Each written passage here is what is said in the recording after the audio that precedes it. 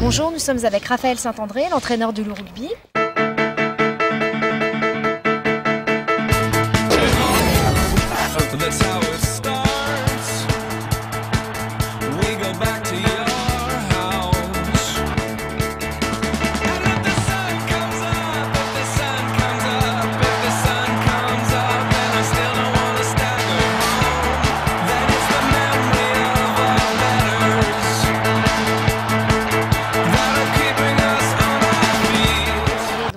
Tu as dit que le Loup avait un pied et demi dans le top 14. Est-ce enfin la bonne année pour le Loup?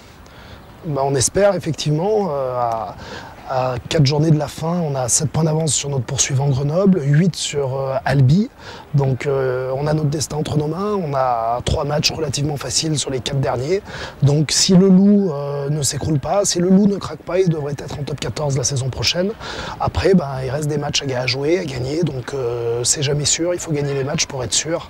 On va à Tarbes ce week-end et c'est sûr qu'une victoire nous ferait encore du bien et nous permettrait de rajouter quelques orteils en top 14. La différence entre le top 14 et la Pro D2? Il y a une grosse différence de vitesse d'exécution, de rythme de jeu. Donc forcément, il faudra un petit peu étoffer le groupe. On espère 8 ou 9 renforts pour la saison prochaine sur un groupe de 30 joueurs. Donc c'est grosso modo un tiers de l'effectif renouvelé. Il y a forcément des différences, mais elles ne sont pas non plus si grosses que ça. On a vu une équipe comme La Rochelle cette saison qui a rivalisé. Il lui a manqué juste un petit peu de profondeur de banc pour s'en sortir. Donc on espère qu'avec une dizaine de renforts, on devrait s'en sortir la saison prochaine. Est-ce que vous avez un club en France qui serait un modèle pour vous de par son organisation, ses structures? Il y a beaucoup de clubs qui sont des modèles, que ce soit Clermont-Ferrand, que ce soit le Stade Toulousain. Mais bon, on le voit, on n'a pas du tout les mêmes structures. Ils ont des centres d'entraînement extrêmement performants, ils ont des stades qui leur appartiennent, ils ont vraiment de l'avance sur nous. Après, il faut qu'on s'inspire de ces gens-là. On n'a pas le même budget non plus, donc on fait avec nos moyens. Mais bien sûr qu'il faut essayer de faire progresser les structures pour s'en sortir en top 14. Et là-dessus, je crois qu'on a un gros retard au jour d'aujourd'hui. Est-ce que vous avez douté à un moment cette saison la possibilité de monter en top 14? Moi, je doute encore, étant donné que c'est pas fini. Un pied et demi, c'est pas les 2 pieds.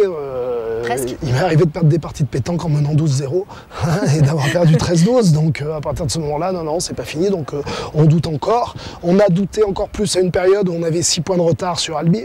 On a réussi à revenir, à les distancer. Maintenant, il faut finir le boulot. Donc on doutera plus à partir du moment où on aura vraiment fini le boulot. Les dirigeants du Loup vous ont maintenu leur confiance. Est-ce pour vous un gage de travail dans la durée et la sérénité? Oui, vous savez, le club et un club de rugby, une équipe de rugby, ça se monte pas de toutes pièces en un mois ou en 2 mois. C'est un travail de 4 ans, c'est un travail de longue haleine, c'est un travail de continuité surtout. Et c'est sûr que d'avoir la confiance des actionnaires de ce club, ça nous a permis de construire même dans les moments difficiles. Et ça continue pour l'avenir et c'est très bien comme ça. Votre frère, je crois, est très impliqué à Toulon. Donc l'année prochaine, si vous êtes en top 14, comment ça va se passer?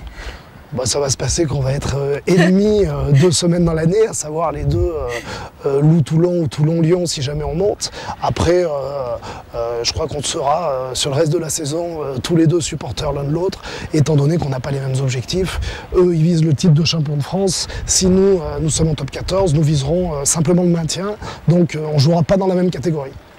Pour finir, la 3e mi-temps du rugby, c'est une légende Non, c'est pas une légende. Alors elle est un petit peu moins fréquente qu'il y a quelques années parce que le rugby est de plus en plus professionnel. Après, elle existe toujours et je donne rendez-vous à tout le monde après le match de Gerland si jamais on venait à gagner nos 2 prochains matchs pour voir ce que c'est qu'une belle 3e mi-temps parce que si on gagnait ces 2 matchs, on serait en top 14.